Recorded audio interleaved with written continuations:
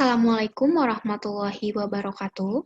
Perkenalkan, nama saya Dinda Irena Septiani dari kelompok 1 KKN tematik PPD COVID-19 UPI Kampus Purwakarta.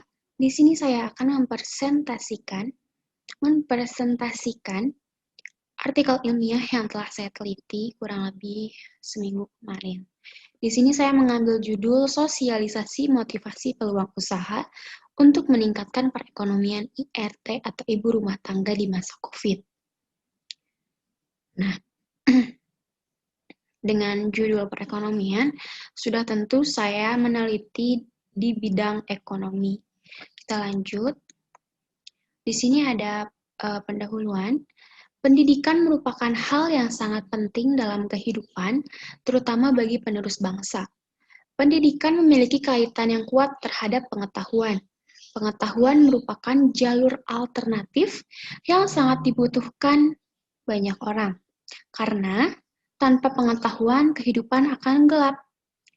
Nah, begitu juga dengan ekonomi. Pendidikan tanpa ekonomi tidak akan bisa berjalan dengan baik. Karena ekonomi sangat menopang pendidikan. Ekonomi adalah salah satu faktor penting dalam kehidupan sehari-hari. Dapat dipastikan, dalam kehidupan sehari-hari manusia selalu bersinggungan dengan kebutuhan ekonomi. Virus corona kemudian muncul dan memberikan begitu banyak pengaruh dalam beberapa sektor.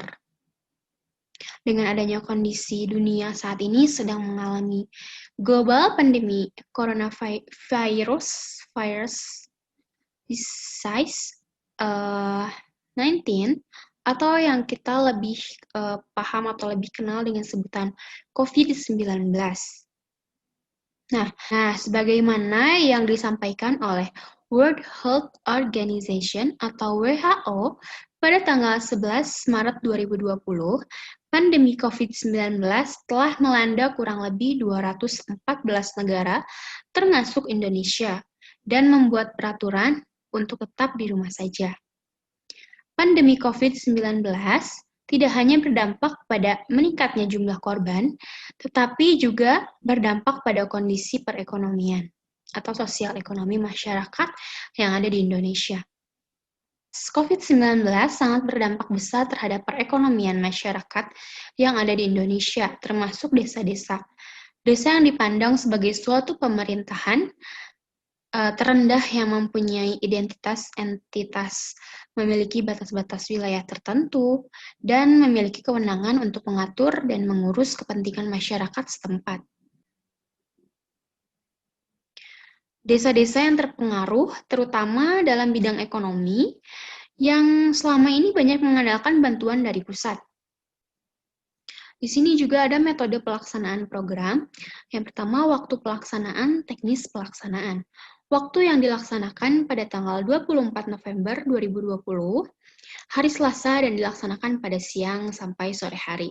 Di sini saya tulis 24 November ini adalah waktu sosialisasi motivasinya.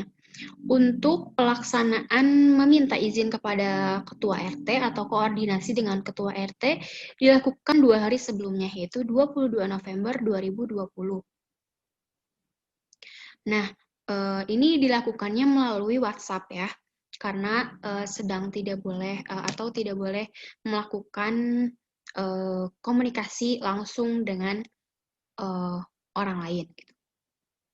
Nah, tempat yang dilaksanakan juga tadi untuk sosialisasi di grup WhatsApp dan dilanjutkan dengan memberi angket atau mengisi formulir menggunakan Google Form. Kenapa saya harus memberi angket atau membuat angket? Agar penulis dapat melihat rancangan yang akan dilakukan oleh IRT ke depannya setelah mengikuti kegiatan sosialisasi ini. Nah, model pelaksanaan yang digunakan adalah secara daring atau dalam jaringan. Dan media yang saya gunakan untuk menjalankan sosialisasi ini adalah melalui aplikasi WhatsApp dan Google Form. Nah, masyarakat atau sasaran tujuannya adalah ibu rumah tangga yang tidak mempunyai pekerjaan atau suaminya yang kehilangan pekerjaan akibat COVID-19 ini.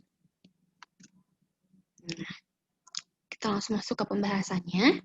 Kegiatan yang dilakukan oleh saya sendiri atau penulis sebagai pemateri di kegiatan sosialisasi, yaitu memberi motivasi kepada ibu rumah tangga agar mempunyai rencana untuk memenuhi biaya kehidupan sehari-hari dengan cara membuat usaha sendiri.